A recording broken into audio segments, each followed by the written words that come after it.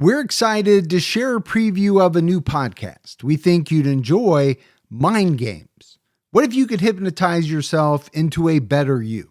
Or secretly hypnotize others into giving you anything you want? That's the promise of NLP.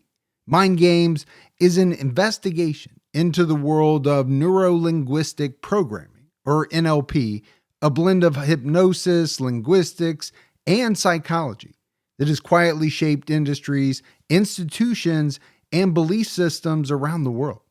Part science experiment, part investigation, part true crime thriller.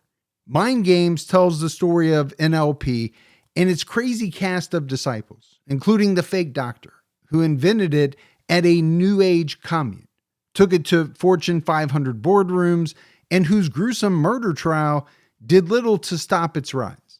Richard was my first real therapist. Deborah Cantor-Morton was a student and one of their first guinea pigs.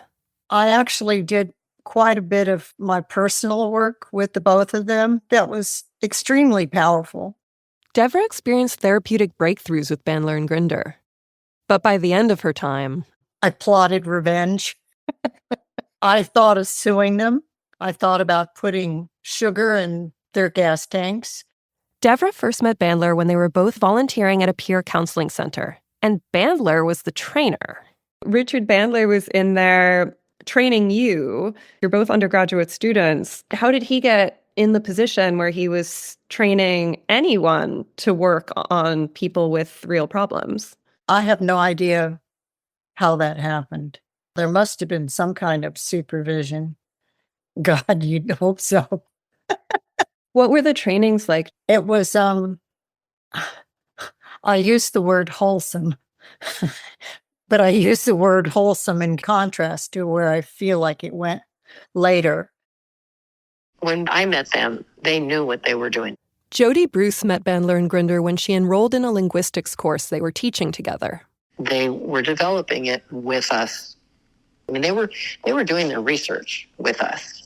Jody joined the workshops Bandler and Grinder were running off campus. The students would arrive and chat a bit, but it wasn't a party. They were there to work. Bandler and Grinder would make a dramatic entrance and ask the group, "Who wants to make a deep change tonight?" A few volunteers would step up. They were the patients. Everyone else became their doctors. That's who we worked on. We worked on ourselves with each other, which was pretty brave now that I say that.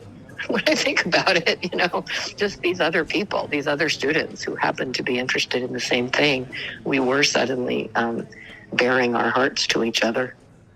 Therapy is everywhere today, but in the 1970s, therapy was still controversial.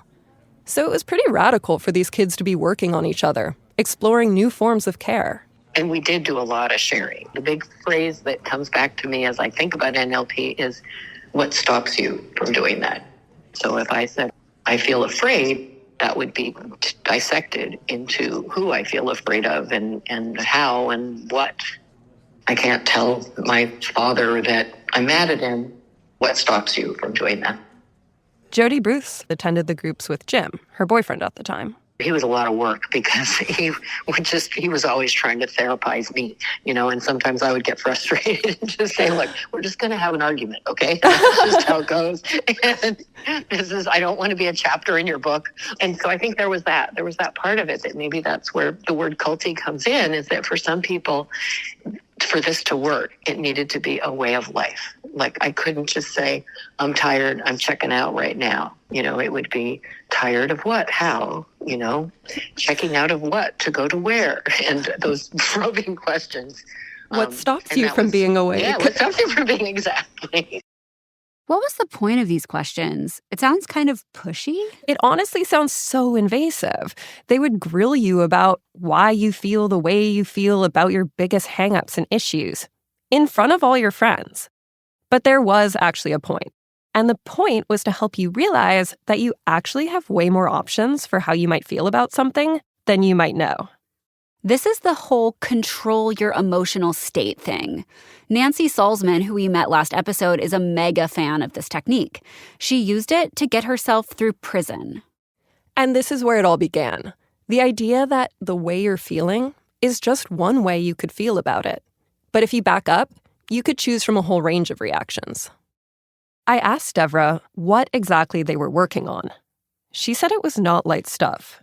It was serious psychic pain, insecurity, and trauma. I remember really stumbling on believing that my father loved or approved of me at that time. To help Devra, Bandler and Grinder performed a family reconstruction. This is one of the techniques they got from Virginia Satir, where basically you have people pretend to be the patient's family members, and then the patient can say things to them they might be too afraid to say in real life. John was sitting in front of me. He would tell me that he loved me. And then Rich would ask, well, do you believe? Do you believe John? And I went, no, I don't. Well, is there something that he could do that you would believe him? And it became pretty clear to me that it was the fact that I wasn't believing what he was saying. And the possibility is that maybe my father was telling me that he loved me in lots of different ways that I wasn't perceiving. And it was quite an aha moment. After that therapy, I called up my dad and I told him that I realized that he did love me. He opened his heart at that point. People like Devra were getting results. And somehow, this experimental therapy clique became cool. They had a community of followers. I think there were quite a few women that were enamored with them. But another NLPer, Dawn McCormick, said they were kind of insufferable. When there was a small group of us who were into this, that's all we talked about. And we laughed about how we were losing all our friends. We became unattractive people to be friends with. Jim Eicher, another early NLP guy, remembers the group had a certain mystique by the time he arrived at Kresge in 1973. People came out of sessions raving about the revelations they were having. Wow, what just happened? That was the most amazing understanding of behavior I could ever imagine. Like learning how speech is so patterned and it reveals how I think and how I learn. NLP trainer Robert Dilts said the confidence Bandler and Grinder exuded was infectious. Whatever they would suggest, we would go try it. And there was definitely this feeling. You could go in and clear out the psychiatric ward of a hospital. So it was very much that kind of feeling that what you're doing here is life-changing and world-changing. That's exactly what Bandler and Grinder tried to do. Bandler and Grinder actually brought their experimental therapy to Napa State Hospital, a psychiatric facility with thousands of patients.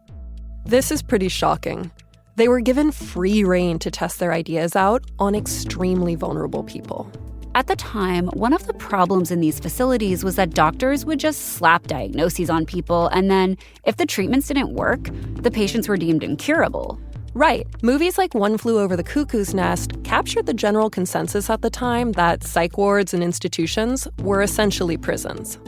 When I asked this one early NLP guy who was involved in these experiments, but who's now a licensed therapist, if he thought what they were doing was, a little unethical, he was basically like, hey, at least we were trying something new instead of just giving up on these people.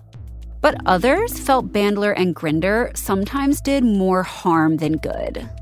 It was a game for them to see how they could manipulate and control people. And they could share that laugh with each other when they could do an induction on somebody when they didn't know that they were being inducted. I could tell that they thought it was fun to have that kind of power over people.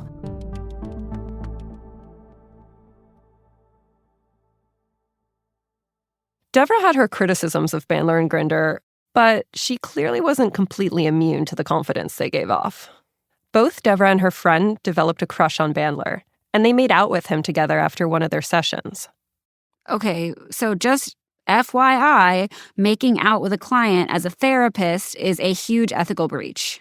It does seem like almost everyone in these therapy groups was somehow romantically entangled. We all spent so much time together. We were very aware of the dynamics of each other's, the sex lives, the partying, whatever else. Devra, one of Bandler and Grinder's early guinea pigs, was down for the atmosphere for the most part. consenting adults and all. She was looking forward to the group's 1974 Christmas party. I made the assumption that it was just a regular Christmas party. So I got myself ready for that by taking some mushrooms beforehand. But this was the night it went way too far. The night Devra walked away from Richard Bandler, John Grinder, and what would become NLP forever. When I got to the party, I found out that it was not the kind of party I thought it was going to be. The party was just for the people in Bandler and Grinder's therapy clique, and they had prepared an unusual gift for each guest. Each person was called up to the front to do some work with John and Rich, and they had a certain task that they had to do. Most of the gifts were playful.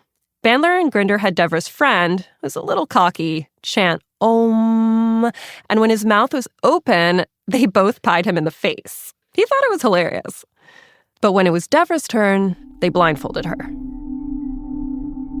Bandler and Grinder stood on either side of Devra and began speaking simultaneously into both of her ears. Don't ask for help because sometimes I couldn't make sense of what I was hearing. Don't ask for help unless I really need it, because sometime I might really want it. And then they led her, still blindfolded, outside. She felt them lift her about 4 feet above the ground. Her legs were loosely bound, and her arms were tied, outstretched, to something wooden.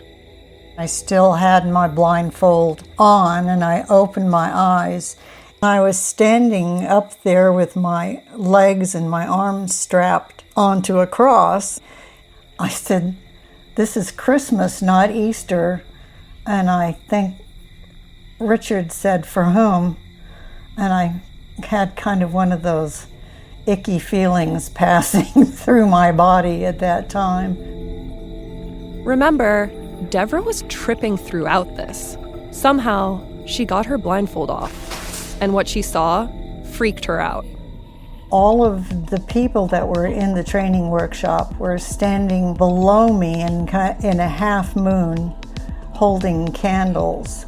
Freakier still, they were placing logs below her feet and dousing them in lighter fluid. So I was prompted earlier in the evening to trust somebody to keep something that I would need later.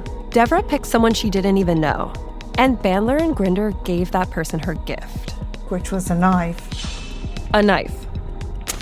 Someone struck a match and set the logs on fire.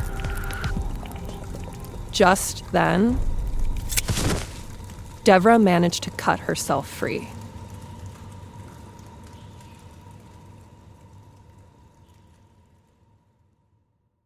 And I was angry, just incredibly angry that I'd been put in that position by people that I had trusted, that maybe I shouldn't have trusted. I met with John and Rich afterwards, and I expressed my anger to them about them putting me in that position, and they maintained that it was an expression of caring and thoughtfulness that they put me in this position because this was what they had intended to help me therapeutically, to take me out of my victim position and to give me the knife to cut myself out of the victim position. I was angry at them for doing that to me. Ethically, it didn't seem right. They took my permission as my therapist to go too far. Devra left the group. She never went back. Although she became a marriage and family therapist, she says she's never used any of the techniques she helped Bandler and Grinder develop.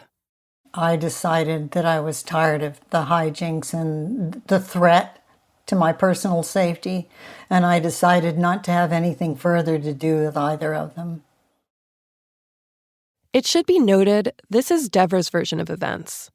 Although Terry McClendon, who was there that night, wrote about it in his own book And he told me about that evening during my interview with him. Bandler didn't respond to questions about this incident, nor did John Grinder. But NLP was just getting started. What began as one more New Age alternative therapy would grow and change, and in some applications and in some hands, evolve into something more sinister. Find Mind Games on Apple, Spotify, or wherever you get podcasts. New episodes out Tuesdays.